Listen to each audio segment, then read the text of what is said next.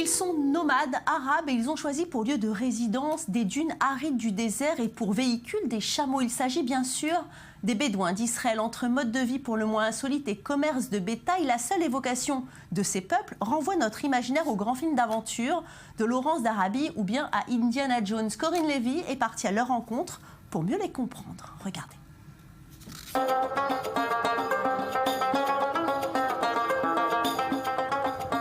Nous sommes ici dans le désert du Negev. Installés depuis des siècles, ces tribus nomades, on les appelle les Bédouins. Aujourd'hui, Yitzhak, maire du village, Bédouin du Negev, nous invite à découvrir ses traditions et nous entraîne à la découverte du musée Joe Alon, musée dédié aux Bédouins d'Israël. En 2013, nous avons fait les premières élections de représentation des Bédouins du village de Houra et j'ai gagné les élections. Les Bédouins vivent dans des tentes parce que le propre de leur coutume est l'hospitalité. À chaque visiteur, les Bédouins ont pour coutume d'offrir 3 cafés en guise de bienvenue. La tente est toujours ouverte.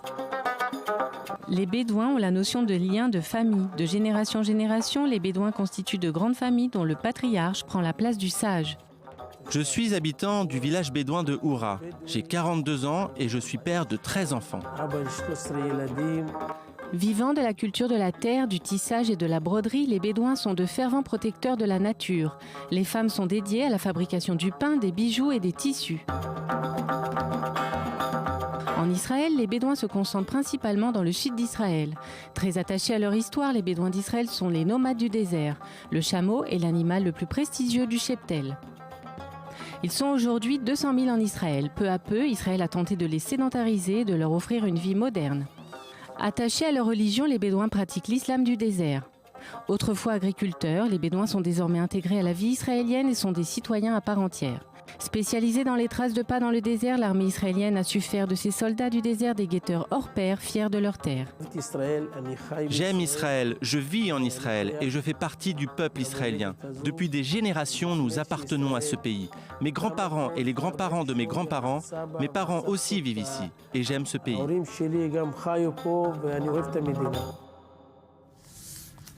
En place avec moi, Daniel Cohen, bonjour, vous êtes guide touristique, merci d'avoir accepté notre invitation. Et vous, Corinne Lévy, bonjour, c'est vous qui nous avez proposé ce grand dossier. Alors les Bédouins, on en parle peu, c'est un peuple méconnu, ils se sont sédentarisés petit à petit.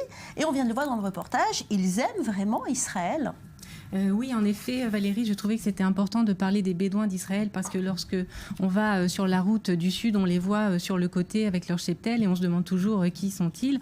Donc les Bédouins font partie du paysage israélien, ils sont attachés à Israël et ce depuis la guerre d'indépendance. En 1954, Israël les a intégrés au peuple israélien.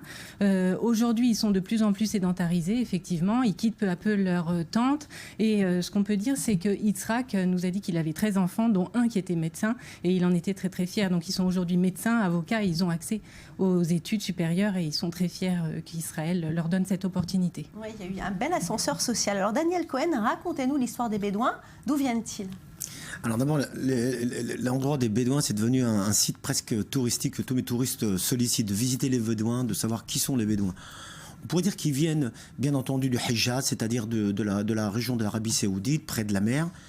Et ils vont monter, parce que la nature d'un Bédouin, c'est toujours de monter. Alors donc ils vont monter, on parle de leur montée sous l'époque du prophète Mohammed, c'est-à-dire en 630, 640, et ils vont toujours se balader d'est en ouest, parce qu'ils sont toujours à la recherche du pâturage. Et donc ils ne restent pas dans un même endroit, ils sont à la base des tribus arabes de la Saoudie, et qui vont monter en Syrie, en Jordanie, au Sinaï, en Égypte, etc. Mais comment vous expliquez qu'au XXIe siècle, ils vivent encore comme ça dans des tentes ? Alors d'abord, ils ne vivent pas comme à l'époque, parce que tout le monde se modernise. Par exemple, le rôle de la femme, il a beaucoup changé dans la culture bédouine. Qu'est-ce qu'elle fait, la femme ? Elle fait tout. Elle fait vraiment tout parce que c'est elle qui s'occupe de la maison, c'est celle qui s'occupe des animaux, du lait, du pain. Elle s'occupe aussi des grands-parents. Ils s'occupent aussi des grands-parents. Elles ont leur tante à elle dans ce camp de Bédouins. Elle va chercher des plantes. Elle est spécialisée dans les plantes aussi, dans les plantes médicales. Le thé, les plantes différentes qu'on va avaler ou manger pour se soigner. Et aujourd'hui, elle perd un peu son rôle parce qu'ils sont dans des régions où ils ne peuvent plus avancer comme à l'époque, puisqu'aujourd'hui, il y a des frontières en Israël. Ils ne peuvent plus aller d'un pays à l'autre. Alors, vous dites justement qu'ils sont en train d'évoluer. Ça veut dire quoi ? Qu'ils sont en pleine mutation, là ? Ils sont dans une phase où ils sont en train, justement, en transition ? Exactement, puisque il y a on prend l'exemple, c'est des Bédouins qui se trouvent dans la Galilée, dans le nord d'Israël, qui eux ont accepté de passer dans les maisons en béton. Ils gardent leur culture en vivant dans leur tribu, dans ce qu'on appelle une hamoula en arabe. En bas de la maison, il y a encore les animaux qui sont dans le sous-sol de la maison.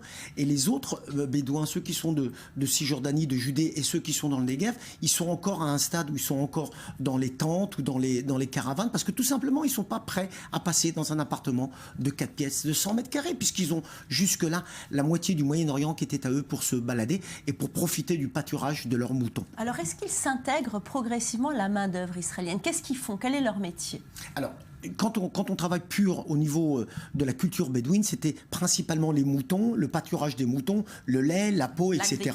Et dans une grande partie d'entre ceux qui sont dans le sud, il y a beaucoup de chômage, effectivement. Et ils n'ont pas facilement toujours la possibilité de s'assimiler à la société israélienne parce qu'ils gardent leur culture bédouine, beddaoui, qui veut dire en arabe nomade. C'est dur pour eux de se réveiller le matin et d'aller travailler, de revenir le soir. Leur culture, c'est la liberté, c'est de s'occuper des plantes, d'être spécialiste du pistage, les moutons. Et c'est dur de les mettre dans un 100 mètres carrés dans une ville en Israël. Que fait Israël avec ces Bédouins?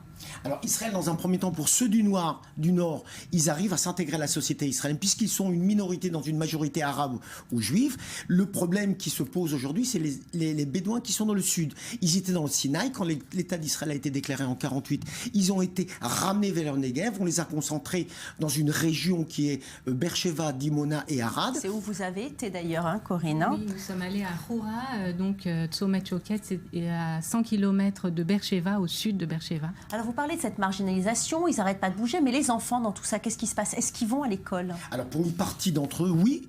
Un ami à moi qui est officier dans la police a insisté pour que son gosse aille grandir dans une école israélienne et qu'aujourd'hui il me demande pourquoi mon fils on veut l'intégrer dans une unité de Bédouins alors qu'il veut aller dans une unité de parachutistes de Golani. C'est un phénomène très intéressant. Dis-moi, mon fils il parle même pas l'arabe, mon fils ne connaît pas la culture bédouine, il est devenu presque ashkénaze. Alors justement, vous parlez de l'armée, Corinne, les Bédouins qui font l'armée en Israël. Oui, en effet, Valérie, les soldats bédouins servent dans les rangs de Tsahal depuis la guerre d'indépendance, hein, je le disais tout à l'heure, et la plupart ont des rôles de pisteurs. Alors, ce qu'on appelle des pisteurs, ce sont, en fait, dans chaque unité de Tsahal, on a 1 ou 2 bédouins. Ils ont aussi leur unité d'élite, et ils sont spécialisés dans les traces de pas dans le sol. Ils savent, à partir d'une trace de pas, savoir qui est venu, à quelle heure il est venu, d'où il vient, et combien il pèse, et quel âge il a.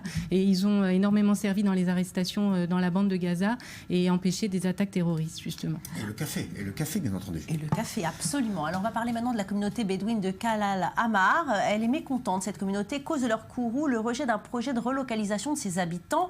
Un projet vu comme une menace à leur mode de vie. Les explications tout de suite avec Andrea Benisti.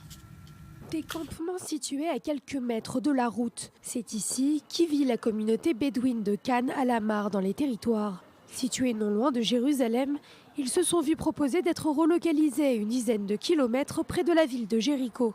L'objectif de ce plan de relocalisation initié par les autorités israéliennes, réglementer les conditions d'habitation pour donner à cette population un accès à l'eau, l'électricité, au gaz et un système scolaire. Mais la nouvelle est loin de faire des heureux. Le projet est une grande prison et non pas un village. Il propose 250 mètres pour loger chaque père de famille, sa femme, ses enfants, ses animaux et leur nourriture. Ce que les habitants craignent en partant, ce sont la raréfaction des communautés palestiniennes dans la région. Laisser cette zone territoriale qui s'étend de la mer Morte à Jérusalem, cela reviendrait selon eux à enterrer la solution de 2 États pour 2 peuples. Ce projet divise la Cisjordanie en une partie nord et une partie sud et détruit le rêve d'un État palestinien unifié et met en échec le train de vie des Bédouins qui sont habitués à vivre ici. Le seul endroit où les Bédouins accepteraient d'aller, c'est dans le Negev où leur présence est reconnue. Ce plan de relocalisation implique le déplacement de près de 12 000 Bédouins. Alors des villages entiers installés sur des terres d'État, une commission qui a été créée pour relocaliser ces localités bédouines. Elle est dirigée, cette commission, par Benny Begin, le fils de Menahem. Il refuse de bouger.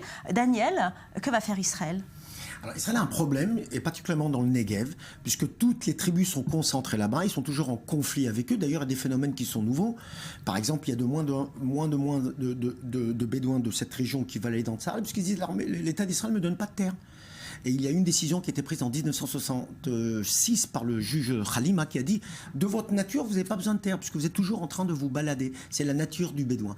Ils sont en train de décider qu'est-ce qui va se passer avec la commission Bravert qui doit prendre une décision parce qu'il y a un vrai problème qui se passe dans le Negev. C'est même les Israéliens qui sont concentrés dans le Negev qui profitent bien entendu, qui sont israéliens, qui reçoivent la sécurité sociale, etc. Justement, ceux ils sont éloignés. Mais ces bédouins-là qui sont installés en Cisjordanie, ils sont israéliens par entière ? Ah, complètement. Ceux de Cisjordanie ont été israéliens dans les années 67, après qu'Israël ait récupéré la Cisjordanie. Et ils pouvaient à l'époque se balader en Jordanie et revenir. Ils ne peuvent plus aujourd'hui. Ça veut dire que s'ils sont malades, ils ont la sécurité sociale ? Ah, complètement. C'est complètement des Israéliens. Ils ont une carte d'identité israélienne. C'est des Israéliens complètement. C'est la tribu de Jahalin qui est très connue, d'ailleurs, qui se disent descendants du prophète Mohammed. Oui. Et dites-moi, les touristes, qu'est-ce qu'ils trouvent, qu'est-ce qu'ils aiment aller voir ces bédouins ? C'est quoi ? C'est l'ambiance qu'il y a là-bas ? C'est justement le fameux café, la convivialité, la tente ouverte ? C'est ça qu'ils recherchent ? Et la semaine dernière, je me suis baladé avec deux touristes italiens qui étaient complètement surpris de voir cette tribu qui s'appelle la tribu de Jahalin sur la route de la mer Morte. C'est impressionnant de les voir à droite et à gauche dans les montagnes. Et puis on voit quand même un petit ruisseau parce qu'ils vont s'installer où c'est qu'il y a de l'eau. C'est pour ça qu'on voit toujours à côté de leurs tentes et de leurs moutons et de leurs chameaux, on voit toujours des arbres qui poussent parce qu'il y a de l'eau.